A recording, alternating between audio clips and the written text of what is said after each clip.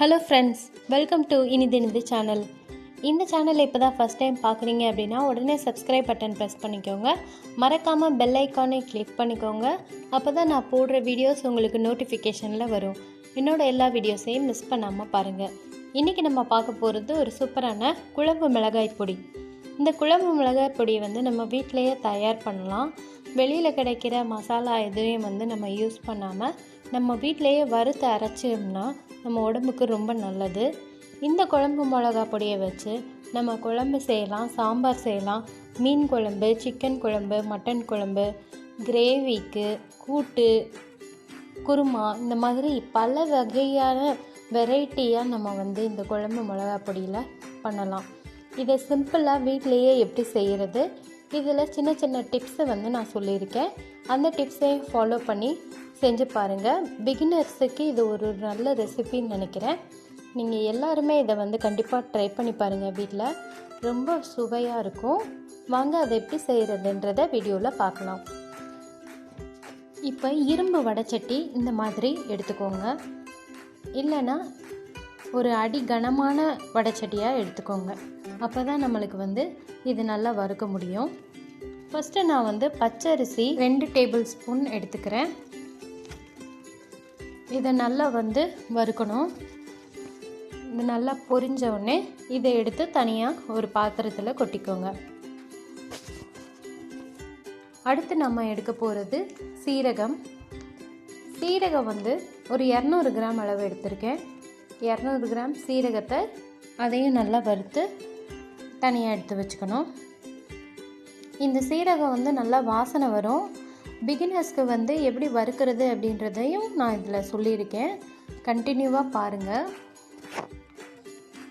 இதை நல்லா பொரியணும். கொஞ்சம் பொரிஞ்ச உடனே இதோட கலர் மாறும். சீரகத்தோட வாசனை நல்லா வர ஆரம்பிக்கும்.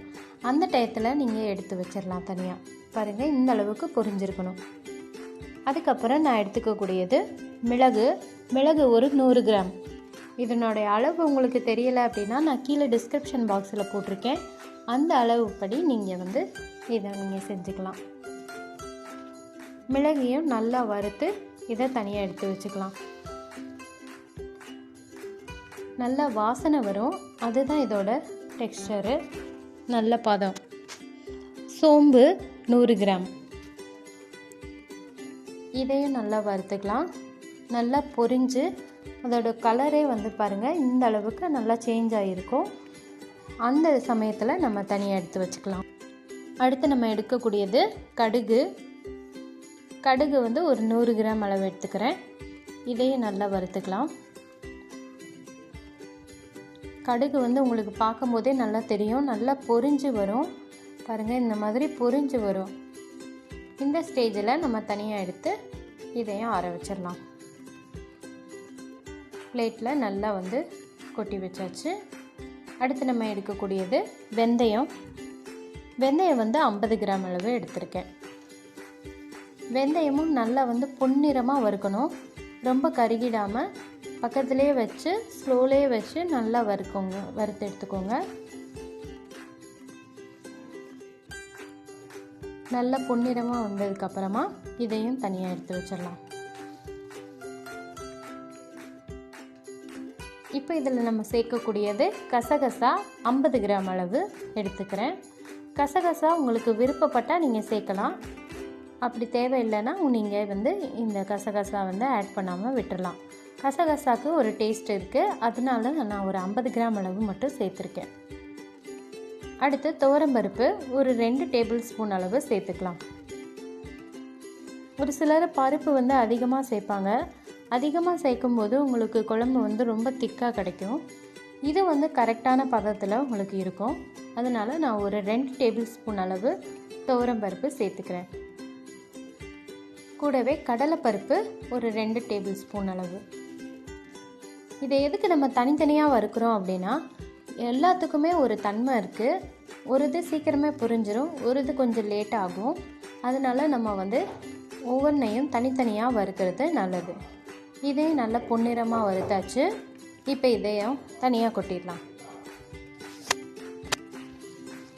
அடுத்து நம்ம சேர்க்கக்கூடியது உளுந்தம்பருப்பு 2 டேபிள் ஸ்பூன் அளவு சேர்த்துக்கிறேன். இதையும் நல்லா வறுத்துக்கோங்க. இந்த 3 பருப்பையும் வந்து நம்ம லாஸ்ட்டாக தான் வறுக்கிறோம். ஃபஸ்ட்டே வறுத்திங்கன்னா உங்களோட சட்டி வந்து ரொம்ப சூடாயிடும். அப்போ நம்ம சீரகம் போட்டோடனே டக்குன்னு வந்து கருக ஆரம்பிச்சிடும். அதனால் நம்ம சீரகம் இது எல்லாமே வறுத்துட்டு லாஸ்ட்டாக இந்த பருப்பை வந்து நம்ம சேர்த்துக்கிறோம். இப்போது வந்து நல்லா வறுத்தாச்சு, எல்லாத்தையும் கலந்தாச்சு. இதில் விரல் மஞ்சள் நான் ஒரு 50 கிராம் அளவு சேர்த்துருக்கேன். இதையும் சேர்த்தாச்சு. இப்போது அடுத்து நம்ம ஊசி மிளகா நல்லா காய வச்சு எடுத்து வச்சுருக்கேன். ஊசி மிளகா நான் வந்து ஒரு 600 கிராம் அளவு சேர்த்துருக்கேன். இந்த மாதிரி பார்த்திங்கன்னா டக்குன்னு உடைய ஆரம்பிச்சிடணும். அதுதான் இதோட கரெக்டான பதம். நல்லா காயலைன்னா நல்லா வெயிலில் காய வச்சுருங்க. இப்போ தனியா வந்து 1/2 கிலோ எடுத்திருக்கேன். தனியாவையும் லைட்டாக வந்து வறுத்து எடுத்துக்கோங்க. நீங்கள் வெயிலே காய வச்சு எடுத்துக்கலாம். அப்படி இல்லைன்னா இதை ஒரு வறுத்து எடுத்துக்கலாம். நான் இப்போ லேசாக வந்து வறுத்து எடுத்து வச்சுருக்கேன். இந்த அளவுக்கு எல்லாத்தையும் ஒன்றா போட்டு நான் ரைஸ் மில்லில் கொடுத்து அரைச்சி வச்சாச்சு. இப்போ நம்மளுக்கு மிளகா பொடி வந்து தயாராகிடுச்சு. இந்த குழம்பு மிளகாத்தூளில் நான் 2 பொருள் வந்து சேர்க்கவே இல்லை. ஒன்று கருவேப்பிலை, இன்னொன்று பெருங்காயம். கருவேப்பிலை போட்டிங்கன்னா நம்ம குழம்பு மிளகாத்தூளில் சீக்கிரமாக வண்டு வரதுக்கு சான்ஸ் இருக்குது. அதனால நான் கருவேப்பிலை சேர்த்துக்கலை. இன்னொன்று பெருங்காயம் வந்து சாம்பார் பொடியில் தான் யூஸ்வலாக சேர்ப்போம். இது வந்து குழம்பு மிளகாத்தூள் அப்படின்றனால எல்லா குழம்புக்கும் நம்ம சேர்க்குறனால நான் பெருங்காயத்தை சேர்க்கவே இல்லை. பெருங்காயத்தை வந்து சாம்பார் தாளிக்கும் போது நம்ம சேர்த்துக்கலாம். அதனால் நான் பெருங்காயம் சேர்க்கலை.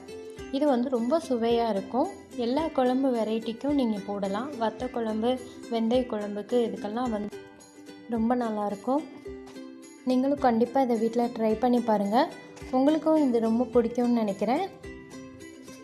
உங்களுக்கு இந்த ரெசிபி பிடிச்சிருந்துச்சுன்னா லைக் பண்ணுங்கள், உங்கள் ஃப்ரெண்ட்ஸ் எல்லாத்துக்கும் ஷேர் பண்ணுங்கள்.